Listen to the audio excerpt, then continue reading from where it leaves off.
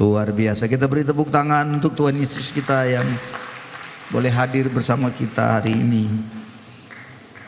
Saudara-saudara, saya bisa merasakan bagaimana Tuhan bekerja bagi kita semua, terutama kami sekeluarga.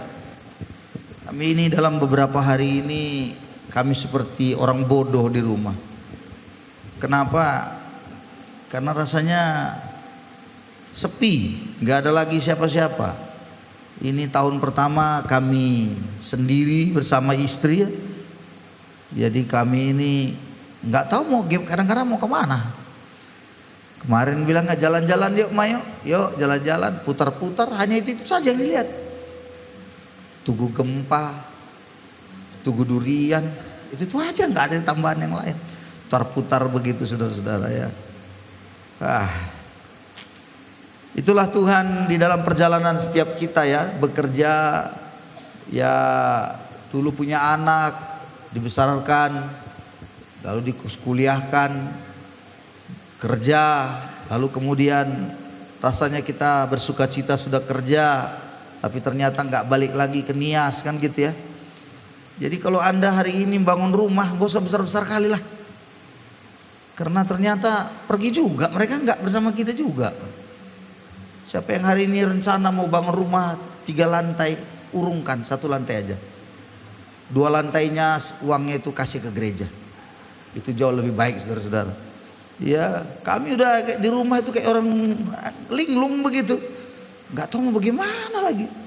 Nggak ada yang mau kawan ngomong lagi apa semua. Akhirnya kami rindu hanya cerita-cerita, habis bahan cerita. Nggak ada lagi cerita dengan anak-anak, kadang video call saja. Mamanya kadang-kadang menangis. Kalau saya nggak menangis, di dalam hati aja. Kalau mamanya langsung rindu kali aku sama kalian. Ya begitulah. Oke, Tuhan berkati kita, perjalanan kita luar biasa, dan hari ini kita merayakan sebuah ibadah di seluruh dunia. Umat Tuhan merayakan Natal. Saya ada banyak yang bilang, di YouTube juga saya melihat ada banyak komen bilang 25 Desember ini adalah katanya tidak usah dirayakan hari Natal, tidak benar karena itu adalah hari yang diperuntukkan kepada Dewa Matahari. Wah, saya pikir salah besar itu cara berpikir seperti itu. Sehingga ada orang yang tidak merayakan Natal, saudara-saudaraku, di gerejanya, dan ada gereja yang tidak merayakan Natal. Saya pikir dia salah besar.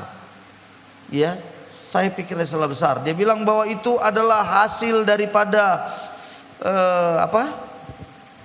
perayaan Dewa Matahari, ya zamannya orang Romawi dulu begitu ya, kekaisaran Romawi dulu. Padahal ya kekaisaran Romawi yang membuat tanggal 25 Desember merayakan Dewa Matahari itu di abad yang kedua, itu tahun 274 oleh kekaisaran Aurel.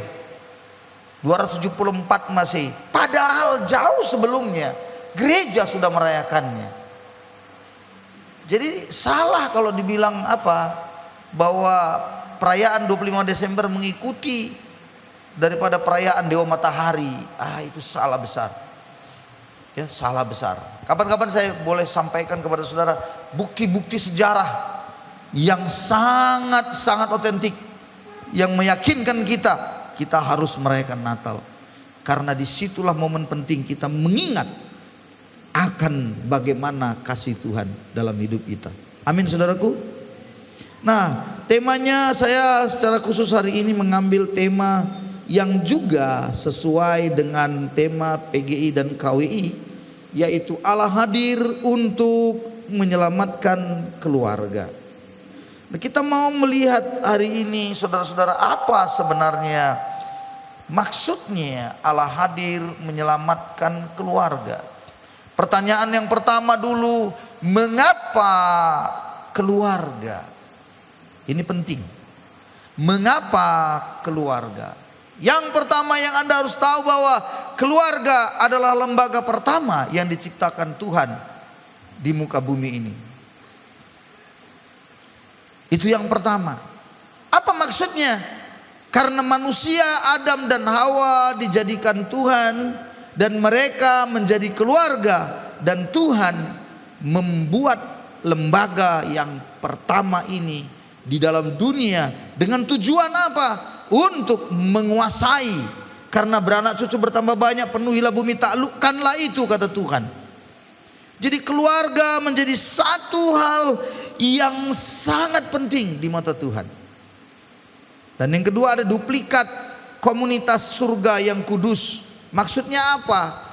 Di surga itu ada Allah Bapa, Anak dan Roh Kudus di dalam kekekalan, yang kita sering katakan sebagai Allah Tritunggal. Allah kita Esa, Ehad, satu, tapi di dalamnya adalah berbicara tentang pribadi, tiga pribadi. Kalau di dalam ajarannya bapak-bapak gereja dulu disebutkan dengan sebutan hipostasis. Hipostasisnya Bapa, hipostasis Yesus dan juga Roh Kudus. Jadi saudara-saudaraku, ketika di dalam kekekalan ada komunitas itu, maka Allah ingin sekali komunitas yang indah, yang penuh damai, sukacita itu bisa hadir di dalam dunia ini. Itu sebabnya dalam dunia ada Bapa, ada Anak, dan ada Ibu. Fungsi Roh Kudus itu mirip dengan Ibu. Fungsi Ibu itu kenapa? Karena Roh Kudus mengajar, menasehati, dia melahirbarukan orang. Sama, Ibu juga melahirkan, menasehati, lebih memberikan banyak nasihat, mengajari. Jadi seharusnya komunitas di dalam dunia ini yang namanya keluarga itu menjadi representatifnya yang berbicara surga itu. Tetapi memang kita tahu bahwa pada akhirnya nanti kita tahu jatuh ke dalam dosa. Tapi itulah makanya Allah, karena dia sudah membuat keluarga ada dalam dunia ini dengan sebuah kerinduannya agar dunia ini dipenuhi kemuliaannya, maka dia konsentrasi dengan keluarga.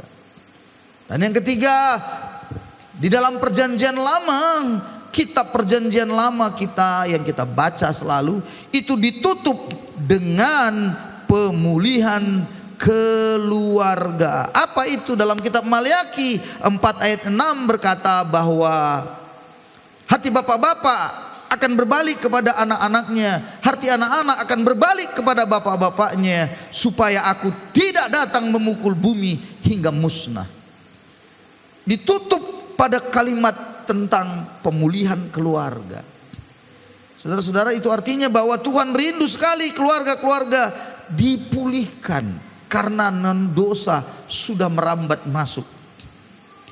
Dan yang keempat, kurang lebih kenapa keluarga? Kita tahu juga bahwa Yesus melakukan mukjizat pertamanya di Kana, itu di pernikahan di Kana, itu bicara keluarga. Dan yang terakhir, saya catat di akhir Alkitab kita dicatat pula bahwa nantinya akan ada pernikahan anak domba, yaitu mempelai surga, itu Kristus Tuhan kita. Gerejanya mempelai perempuan akan mengalami sebuah hal yang indah, namanya pernikahan anak domba. Jadi bicara keluarga juga. Jadi ibu bapak, saudara-saudaraku, Allah rindu menyelamatkan keluarga karena memang konsentrasinya Tuhan itu di keluarga. Dan jangan lupa, ingat baik-baik, faith begins at home. Iman dimulai di keluarga, di rumah, home. Bukan di gereja sebenarnya. Salah, karena gereja belum ada pada waktu dulu, mengerti? Gereja baru ada ketika Yesus sudah naik ke surga. Dan jangan lupa pula bahwa semua warisan yang namanya warisan iman itu akan menjadikan kita sadar bahwa warisan iman bisa diturunkan daripada generasi kepada generasi, namanya keluarga itu juga. Anda tahu Abraham, Ishak dan Yakub yang dikenal dengan selalu berkat tiga berganda. Itu selalu banyak sekali orang suka. Apa itu? Berkat Allah Abraham, Allah Ishak, dan juga Allah Yakub. Berkat 3 berganda katanya. Itu sebenarnya bicara warisan iman. Kenapa? Abraham mewariskan imannya kepada Ishak. Ishak mewariskan juga kepada Yakub. Dengar, kok bisa begitu? Perhatikan, saya nggak bisa waktu kita juga kalau membuka semuanya. Tapi Anda percaya bahwa saya sampaikan ini, nanti Anda cek sendiri di Alkitab. Dengar baik. Abraham berumur 175 tahun lalu dia mati. Tapi yang menariknya adalah Abraham di umur 40 tahun, di umur 100 tahun dia mendapatkan Ishak. Nangkap ya? Jadi di umur 100 tahun, jadi ada sekitar berapa tahun lagi? 75 tahun. Dan kemudian Ishak menikah di umur 40 tahun. Masih adakah Abraham? Masih ada. Dan umur 60 tahun si Ishak, dia mendapat Yakub dan Esau. Berarti 60, berarti masih ada sisa berapa? 15. Berarti waktu Yakub dan Esau lahir, Abraham masih ada. Abraham masih ada. Itu harus Anda nangkap itu. Jadi 175 tahun usia Abraham mati, umurnya Ishak itu lahir di umur 100 tahun Abraham, umur 40 tahun nikah, 60 tahun dapat Esau dan Yakub, 15 tahunnya itu Abraham masih ada. Jadi jangan lupa, Abraham mewariskan iman itu kepada cucunya. Jangan bilang tidak. Dan jangan lupa bahwa seorang kakek akan jauh lebih sayang sama cucunya daripada anaknya. Itu sudah dibuktikan oleh kita semua. Jadi saudara-saudaraku, di usianya yang 15 tahun itu sampai remaja. Dan Anda tahu perangai Esau dengan Yakub berbeda. Esau perangainya dia suka pergi berburu, betul ya? Sedangkan Yakub suka di kemah. Bahasa di kemah itu rumah, ngerti? Dulu belum rumah seperti yang kita sekarang, yang disebut dalam bahasa Inggris suka dibilang house, building, house, bangunan. Sebenarnya house bangunan, rumah juga, home juga rumah. Tapi bedanya house itu hanya bangunan, benda mati. Home itu suasana di dalamnya yang namanya keluarga. Jadi saudaraku, waktu Abraham 15 tahun masih dia lihat cucunya. Esau di usianya yang remaja itu suka pergi. Yakub suka tinggal di kemah, suka tinggal di rumah. Saya percaya 1000% Abraham berbicara banyak dengan cucunya Yakub. Itu sebabnya Yakub punya keinginan yang disebut warisan rohani dari kakeknya. Makanya dia mengejar sekali yang disebut hak kesulungan. Karena dia tahu. Saya percaya Abraham mengajarkan bagaimana hidupnya Abraham di masa lalu. Dari Haran, dari Ur Kasdim sampai ke Haran. Lalu kemudian Tuhan suruh dari Haran berangkat menuju tanah Kanaan itu. Ur Kasdim di mana? Di Mesopotamia, itu daerah sekarang Irak, Iran, terus sampai ke Kanaan. Itu perjalanannya jauh bertahun, bisa 1 tahunan itu. Tetapi yang menarik adalah orang-orang pada waktu itu tidak tahu mau bagaimana. Tapi orang tuanya Abraham itu mengerti dan kemudian pergi ke Haran. Tuhan suruh pergi ke Kanaan, tapi dia tidak sampai di Kanaan. Abrahamlah yang sampai di tanah Kanaan. Di situ diceritakan bagaimana pastinya Tuhan, janji Tuhan yang luar biasa. Sehingga hubungannya Abraham dengan cucunya Yakub ini, saya yakin membuat Yakub pasti di dalam dirinya, luar biasa kakekku ini. Allah yang dia sembah luar biasa. Saudara-saudara, jadi warisan harus Anda bagikan kepada anak-anak cucu Anda. Siapa di sini yang sudah jadi kakek atau nenek, wariskanlah warisan iman. Bukan bicara wariskanlah warisan rumah, sepetak, tanah kuburan, karena semua itu akan habis. Haleluya. Jadi keluarga di situ penting sekali. Namun yang menariknya, keluarga ini semua sudah jatuh ke dalam dosa. Betul ya? Nah, kita lihat dulu Matius 1. Matius 1 ayat 18 sampai 25. Kita baca dulu tentang kelahiran Yesus sebelum kita bicara lebih lanjut lagi. Ayat 18 sampai 25. Kita baca ayat 18 sampai 25 ya. Di sini nggak ada di situ, lihat di situ. Yang genap saya baca ayatnya, yang ganjil Bapak Ibu Saudara baca. Silakan buka handphone Anda kalau ada elektronik. Saya baca ya. Kelahiran Yesus Kristus adalah seperti berikut. Pada waktu Maria ibunya bertunangan dengan Yusuf, ternyata ia mengandung dari Roh Kudus sebelum mereka hidup sebagai suami istri. 19.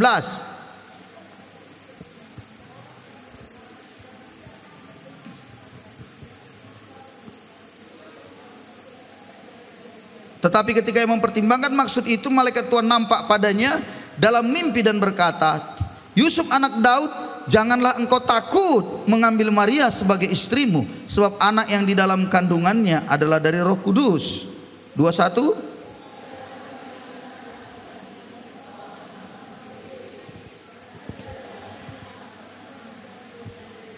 Perhatikan baik-baik, di situ ia menyelamatkan umatnya dari dosa. 22 yang dengar, hal itu terjadi supaya genaplah yang difirmankan Tuhan oleh Nabi. 23.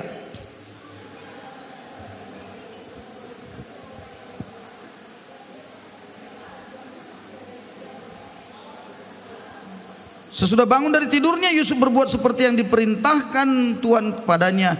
Ia mengambil Maria sebagai istrinya. 25 sama-sama. Tapi ia tidak bersetubuh dengan dia sampai, dan Yusuf menamakan dia Yesus. Saudara, waktu manusia atau keluarga tadi telah berdosa, ya, inilah yang menjadi dasarnya. Makanya Tuhan hadir, dia ada di dalam diri, dia datang dalam dunia ini. Waktu kita baca Kejadian pasal 2 ayat 16-17, Tuhan Allah memberi perintah kepada manusia, semua buah pohon dalam taman ini boleh kau makan dengan bebas, tetapi pohon pengetahuan tentang baik yang jahat itu jangan kau makan buahnya, sebab pada hari engkau memakannya pastilah engkau mati. Pastilah engkau mati. Nah, kata mati di sini ada 3 hal penting. 1, putus hubungan dengan Tuhan. 2, umur tidak ada yang mencapai 1000 tahun. Umur manusia itu di hadapan Tuhan tuh ya, ingat, 1 hari di hadapan Tuhan, 1000 tahun di hadapan manusia. Umur manusia yang tertua terpanjang di dunia adalah Metusalah dengan total umurnya itu 969 tahun. Metusalah umurnya tidak sampai 1000 tahun. Jadi maksudnya manusia mati, dia langsung dikubur begitu. Kenapa? Umurnya itu tidak sampai 1000 tahun. Mati. Yang ketiga mati itu adalah masuk ke dalam neraka, kematian selama-lamanya. Nah, di dalam hal ini Tuhan memberikan sebuah janji yang menarik. Di dalam Kejadian pasal 3 ayat 5 dikatakannya, aku akan mengadakan permusuhan antara kau dan perempuan ini, antara keturunanmu dan keturunannya. Keturunannya akan meremukkan kepalamu dan kau akan meremukkan tumitnya. Jadi ada sebuah janji Tuhan, karena manusia tadi sudah dikalahkan oleh iblis, tetapi Tuhan berjanji bahwa saatnya nanti ada keturunan perempuan yang akan menghancurkan kepala keturunan ular, artinya iblis itu. Inilah kabar baik untuk kita, untuk dunia, disebut dengan proto-evangelion. Apa itu proto-evangelion? Proto artinya yang pertama, evangelion artinya kabar baik. Inilah kabar baik yang pertama sekali, saudara-saudaraku, dikatakan Tuhan kepada manusia itu. Proto evangelion. Nah, ini pertanyaannya, keturunan perempuan berarti perempuan itu nanti melahirkan, dia bukan dari hasil hubungan suami istri, Dan apa tadi yang kita baca tentang kelahiran Yesus? Yesuslah keturunan perempuan itu yang bukan hasil hubungan suami istri. Kalau kita baca pada ayat yang ke-25 tadi, Yusuf tidak bersetubuh dengan Maria sampai anak itu lahir. Jadi perempuan itu, keturunan perempuan itu, dia memiliki kandungan itu bukan hasil suami istri, tetapi langsung yang disebut di ayat yang kita baca adalah dikandung oleh Roh Kudus. Jadi kalau saya memahaminya begini, manusia itu ada yang tanpa ibu dan tanpa ayah bisa ada di dunia ini. Tanpa ibu dan ayah, namanya Adam. Tapi ada juga manusia tanpa wanita, tapi dari pria, namanya itu Hawa. Nah, tinggal satu lagi yang belum, manusia yang ada dari wanita tapi tanpa laki-laki, namanya Yesus Tuhan kita. Jadi saudara-saudaraku, bagaimana yang dikatakan di sini bahwa protoevangelion itu, yang kabar baik yang mula-mula pertama itu disampaikan, bayangkan waktu manusia jatuh ke dalam dosa, Tuhan punya kerinduan bahwa manusia harus ditolong. Dan sebenarnya kasih Tuhan itu walaupun manusia sudah berdosa, kasih Tuhan itu tetap ada. Coba buktinya apa? Bumi, bulan, matahari semua masih berjalan seperti biasanya. Bagaimana kondisi kita setiap hari masih ada cukup makanan, itu kasih Tuhan juga. Tetapi ingat, jangan lupa bahwa Allah kita itu adil. Dia kalau sudah tetapkan kamu mati, tadi kan pastilah mati, pasti mati. Harus manusia itu mati. Nah di sini ada satu yang namanya kodratnya Allah kita, maha kasih. Makanya masih jalan, maha kasihnya jalan. Artinya apa? Maunya janganlah manusia ini yang masuk, yang mati. Tapi di satu sisi keadilannya bilang harus manusia itu mati. Nah, di sini dua ini berjalan beriring. Bagaimana dua berjalan beriringan ini bisa terjadi? Tidak ada cara lain, harus ada pengganti yang harus menggantikan kematian yang disebut dengan dosa tadi. Harus ada yang ganti kematian itu. Tapi kematian itu harus memiliki beberapa syarat penting. Yang pertama, syaratnya yang menggantikan itu harus manusia juga. Kenapa? Karena yang mati itu manusia. Dan yang kedua, orang itu harus kudus. Kenapa kudus? Ya karena mau menyelesaikan manusia yang tidak kudus. Nggak mungkin orang berdosa ditolong orang berdosa, betul ya? Haruslah orang yang celik matanya yang bisa menolong orang berdosa, orang yang buta maksud saya.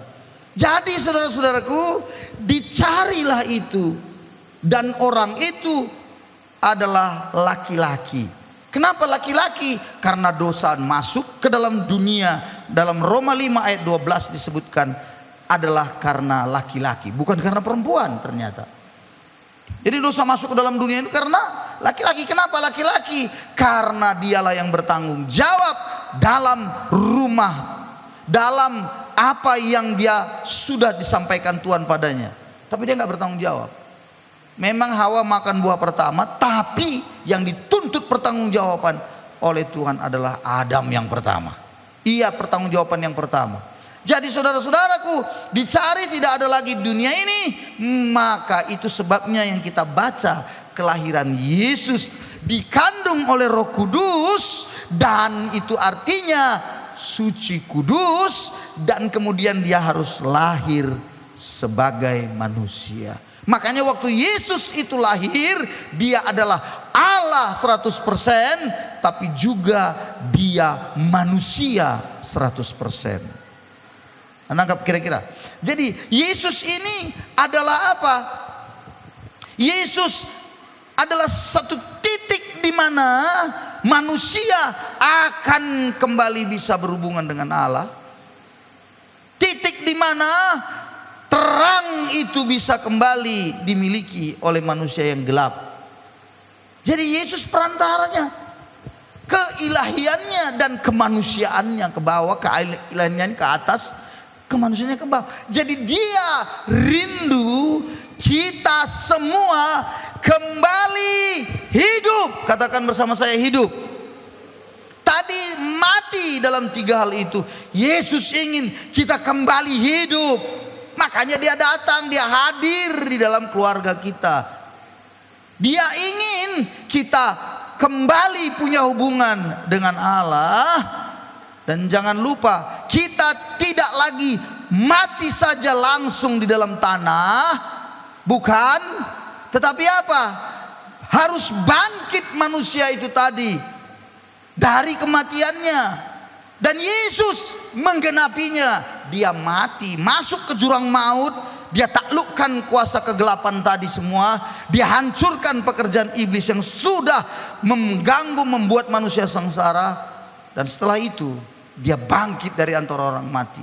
Berarti kita semua bisa bangkit kembali dari antara orang mati. Karena Yesus sebagai yang sulung yang bangkit, dia akan membangkitkan kita juga. Amin. Dan yang ketiga, neraka yang harusnya kita dapatkan. Yesus berkata, jangan takut dan jangan gelisah hatimu. Percayalah kepada Allah dan percayalah kepadaku. Di rumah Bapakku banyak tempat tinggal. Aku akan pergi ke sana menyiapkan tempat bagimu, supaya di mana aku berada, kamu pun akan berada. Dia akan datang lagi setelah siap. Dia datang lagi jemput kita. Berarti kedatangan Yesus yang kita rayakan hari ini sebagai Natal harus kita sikapi dengan sukacita. Amin. Harus kita katakan kepada diri kita, terima kasih Tuhan buat semua karyamu, kasihmu yang luar biasa itu. Jadi Natal tidaklah berbicara tentang baju baru, bendo baru, apalagi itu, anting-anting yang baru, aksesoris yang baru. Tidak. Tapi berbicara tentang apa? Hati yang baru. Amin. Pikiran yang baru karena sudah dicerahkan. Dan tabiat kita yang baru. Ada yang selalu suka mengatakan, dalam Markus misalnya 16 bilang begini, tanda-tanda ini orang menyertai orang percaya. Apa itu? Mereka mengusir setan demi namaku. Yes. Tapi ada satu yang sering disebut, mereka akan berbicara dalam bahasa-bahasa yang baru. Halo, bahasa-bahasa yang baru. Kaum karismatik Pentakosta mentafsirkan bahasa-bahasa yang baru. Itu katanya bahasa-bahasa roh. Oke, saya tidak mau terlalu banyak berdebat, tapi saya lebih mengambil bahasa-bahasa yang baru. Artinya apa? Dulu mulut kita ngomong kotor terus.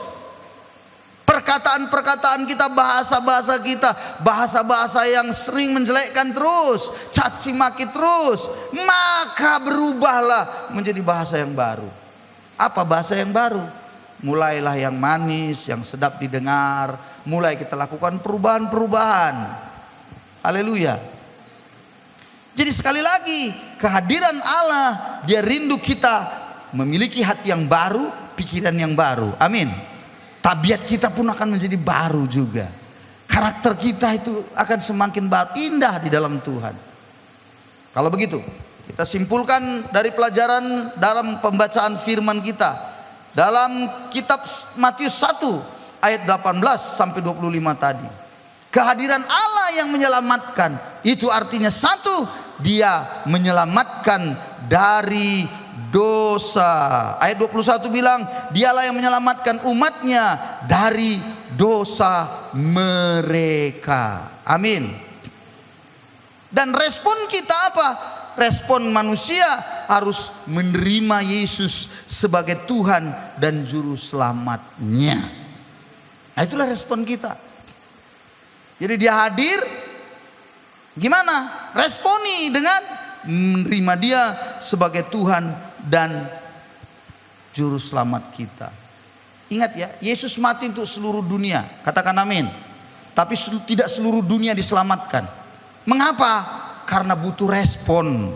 Orang yang tidak mengambil respon, menangkap respon yang benar, ya dia tetap ke neraka. Padahal Yesus sudah menyelesaikannya. Dia hadir di tengah-tengah kita. Dia hadir dalam keluarga itu. Tapi nggak ada responnya. Betapa sering ada keluarga, Yesus itu diundangnya hadir. Dia harapkan ada. Tapi dia tidak menerima Yesus itu sebagai Tuhan Juru Selamatnya. Dia lebih percaya kepada cara-cara lain, kepada sesuatu pola dunia ini, atau ajaran-ajaran dari yang lain yang mengatakan apa? Untuk kita masuk surga dengan berbuat baiklah. Kalau tidak berbuat baik, mana bisa kita surga? Halo, Anda berbuat baik bagaimanapun tidak akan pernah bisa masuk surga. Percayalah. Sampai Anda tidak lagi berbuat dosa pun, Anda tidak akan menjamin Anda masuk surga. Loh kok begitu Pak? Loh iya. Contoh nih. Contoh ya. Anda berhutang. Ini makanya dosa dalam terjemahan bahasa Inggris, kalau doa Bapa Kami saja ya, dosa itu. Apalagi dalam terjemahan Yunani-nya. Misalnya begini. Doa Bapa Kami, ampunilah kami akan segala kesalahan kami. Kesalahan kami itu dalam bahasa Inggris selalu dipakai debt. Forgive me our debt. Debt itu artinya utang. Dalam terjemahan bahasa Yunani lebih tepat namanya opilema. Opilema itu artinya utang. Jadi sebenarnya orang seperti ini, orang yang berutang tidak akan pernah selesai kalau dia tidak berutang lagi. Ngerti maksudnya? Dosanya tidak akan pernah selesai karena itu utang. Bagaimana caranya supaya selesai utang? Bayar, kan begitu? Bukan berhenti berutang. Sama, Anda mabuk terus Anda berhenti mabuk, terus Anda pikir Anda masuk surga. Tidak ada yang bisa membuat Anda masuk surga dengan kebaikan Anda. Tidak ada itu. Hanya menerima kasih karunia dalam Kristus Yesus. Makanya di dalam Alkitab berkata, hanya Yesuslah satu-satunya jalan dalam kerajaan surga, masuk kerajaan surga. Yang lainnya nggak ada. Yang lainnya hanya mudah-mudahan. Yang hanya ya mungkin saja bisa. Itu masih mudah-mudahan semua itu. Dalam Alkitab tegas berkata bahwa di kolong langit ini tidak ada nama lain yang membuat kita bisa masuk dalam kerajaan surga. Tidak ada nama lain. Satu-satunya. Hanya Yesus. Itu sebabnya kau belajar menerima Yesus sebagai Tuhan dan Juru Selamat pribadi saudara. Itu yang membuat Anda disucikan. Opilemanya itu selesai. Debt utangnya itu selesai. Dibayar lunas oleh Yesus melalui pengorbanannya di kayu salib. Selesai. Jadi saudaraku, yang menariknya setelah itu selesai, nah ini yang Yesus baru katakan suka kepada orang yang berdosa juga. Ada orang yang timpang, ada orang yang punya penyakit, sudah sembuh. Apa kata Yesus? Pulanglah dan jangan berbuat dosa lagi. Artinya apa? Kau sudah disucikan, kau sudah diampuni. Gunakan hidupmu, dirimu untuk tidak bermain-main dengan dosa lagi katanya. Jadi saudara-saudaraku, Yesus menyelamatkan kita dari dosa-dosa kita. Tidak bisa yang namanya keselamatan kita peroleh dari perbuatan baik kita. Tak mungkin lagi itu. Karena kita sudah berdosa dari sejak zaman nenek moyang. Ini dalam diri ini udah ada darah dagingnya dosa dari dulu. Tabiatnya dosa dari dulu. Nggak bisa lagi. Manusia itu coba lihat sekarang, mengerikan karena selalu saja dosa yang dikejar. Coba perhatikan perangai manusia. Saya beritahu kemarin, saya baru hari apa itu? Hari apa aku kesana mah? Piki, Jumat ya. Hari Kamis yang lalu saya melayani Natal DPD Piki, ya, di Provinsi Sumatera Utara, di Medan, di JW Marriott, saya menyampaikan firman Tuhan tentang hal ini juga. Setelah itu ada penyampaian kondisi bagaimana ekologi dari sudut pandang teologi ekologi, teologinya ya. Lihat kondisi di Sumatera, Aceh, Sumatera Barat, bukan hanya di 3 provinsi yang sedang terlanda banjir ini. Dipaparkan, saya bisa merenungkan waktu pemaparan. Aduh, inilah manusia yang tamak itu, yang tidak pernah puas. Jadi maksudnya apa? Begini, ada orang menggunakan Yesus itu bukan supaya dia mengalami perubahan, tapi mempergunakan Yesus itu memuaskan keinginannya. Ngerti maksud saya? Dia ingin berdoa kepada Yesus supaya dijawab, tapi dengan tujuan apa? Supaya memperkaya dirinya, menyenangkan dirinya, supaya dia kelihatan luar biasa di mata banyak orang. Sebenarnya yang seperti itu perlu sebuah pertanyaan. Ini orang udah diselamatkan atau belum? Mengapa? Karena dia dari perangainya mengerikan sekali. Dan dia nggak mau tahu dengan urusan apa saja, apapun. Yang penting tujuannya tercapai. Apapun yang dilakukan, pokoknya mau jelek yang dilakukan, mau halal tidak halal, mau bagaimana, yang penting tujuannya tercapai. Tapi dia mempergunakan Yesus. Caranya dia berdoa. Bahasa Alkitab lebih tepat, jangan kau mencobai Tuhan Allahmu. Itu namanya mencobai. Coba bayangkan, saudara, seringkali ada orang tipu, lalu berkata puji Tuhan, ini berkat Tuhan, padahal nipu. Nah ini saudara-saudaraku, responnya kita bagaimana tentang Tuhan begitu. Nah ini sebuah hal yang harus kita sikapi memasuki tahun depan, supaya kita bisa lebih baik lagi dari tahun ini. Amin. Responi saudara-saudaraku. Yang kedua, kehadiran Allah menyelamatkan itu dikatakan anak darah itu akan mengandung melahirkan seorang laki-laki, dinamakanlah dia Immanuel, yang artinya Allah menyertai kita. Jadi poin yang kedua, kehadiran Allah dalam dunia, dalam keluarga, ingin menyertai kita. Amin saudaraku. Dia ingin menyertai saudara dan saya. Nah responnya kita apa? Responnya kita berserahlah kepadanya. Kalau kita tahu Tuhan menyertai kita, maka berserahlah. Tuhan, begini hidup saya. Tuhan, ini kegagalan saya. Tuhan, tolong saya. Makanya tadi lagu tadi dikatakan apa lagunya kita tadi? Bahwa apa tadi lagunya? Tuhan itu kuat kita, amin ya. Dia yang memberikan kepada kita kekuatan, bukan? Dia yang memberikan kepada kita kemampuan untuk kita bisa berjalan menjalani hidup ini, bukan? Amin. Bukan karena hebat kita, bukan? Ya. Jadi saudara-saudaraku, mari berserahlah Anda pada Tuhan. Memasuki tahun depan, kita tidak tahu bagaimana tahun depan, tapi yang pasti sudah terlalu banyak yang menyatakan bagaimana tahun depan agak sedikit banyaknya susah katanya. Tapi kalau Tuhan menyertai kita, pastilah Tuhan akan tolong kita. Amin. Tahun lalu saya bilang tahun ini susah, pasti lebih sulit. Ada yang berkata, gak sulit-sulit amatnya Pak. Ya, saya bangga dengan orang itu. Kenapa? Karena dia sudah dapat penyertaan Tuhan, makanya dia gak merasa sulit kali. Haleluya. Bagi yang tidak mendapat penyertaan Tuhan, menangis berdarah-darah. Jadi bersyukur kalau ada yang bilang, gak sulit-sulit amat Pak, biasa-biasa aja kayaknya. Oh, belum tahu dia begitu datang seperti banjir longsor, bagaimana? Apa yang Anda katakan?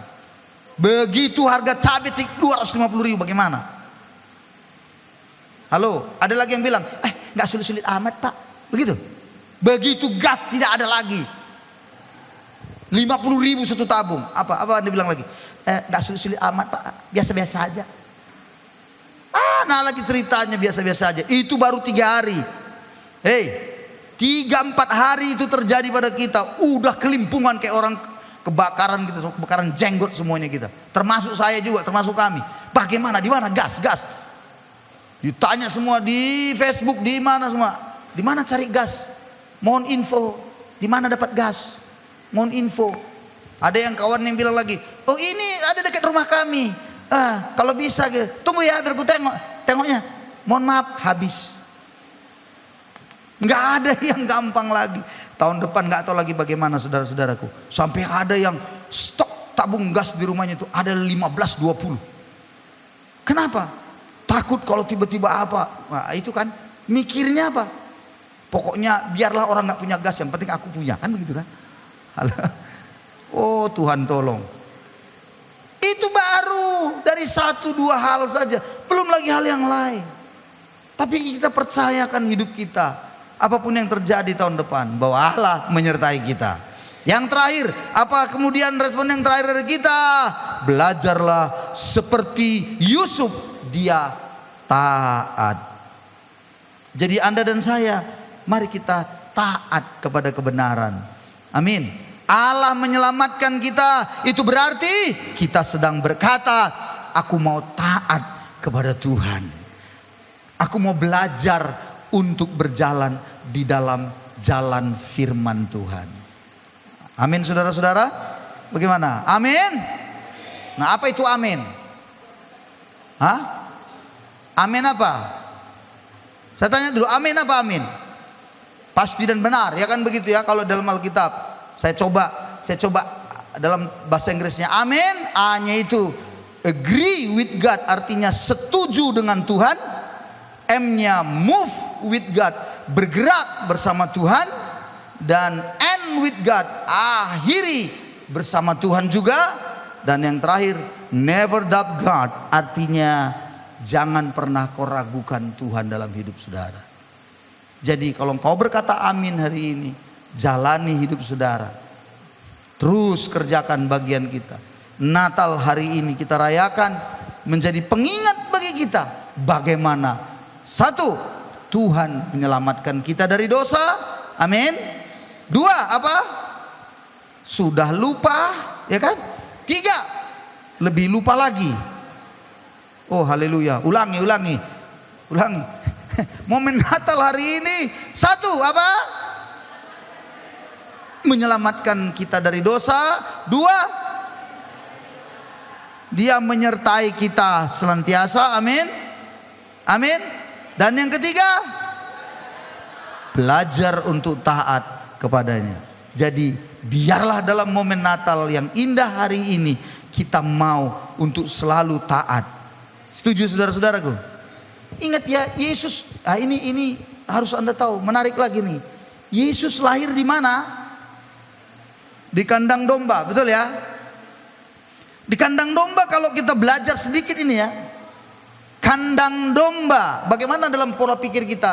Pikiran kita pasti kandang domba, ada kandang, domba-domba ada di situ. Lah, kenapa ada namanya kandang domba?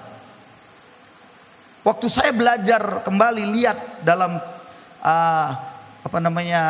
teks bahasa lain ya, kandang domba itu bahasanya disebut dalam bahasa Ibrani yang disebut Migdal Eder. Migdal Eder ini artinya apa? Itu sama dengan kitab Mikha pasal 5, disebutkan begini. Kawanan domba. Ada menara kawanan domba. Menara kawanan domba itu tujuannya apa? Orang Yahudi, ternyata orang Yahudi menyimpan atau mempersiapkan domba-domba yang mau disembelih, yang mau dipersiapkan untuk upacara pengorbanan hari Paskahnya orang Yahudi. Mereka persiapkanlah domba itu, disebut di dalam tempat itu Migdal Eder, menara kawanan domba. Jadi Yesus lahir di dalam kawanan domba yang disebut kandang itu, Migdal Eder. Rupanya itu arti sesungguhnya Yesus sedang dipersiapkan sebagai anak domba yang nantinya akan disembelih juga, atau yang mati di kayu salib dipersiapkan. Wow. Dari situlah kita harus menyadari Yesus lahir di kandang domba, di Migdal Eder itu artinya Yesus akan mati juga nanti menyelesaikan dosa-dosa saya dan saudara.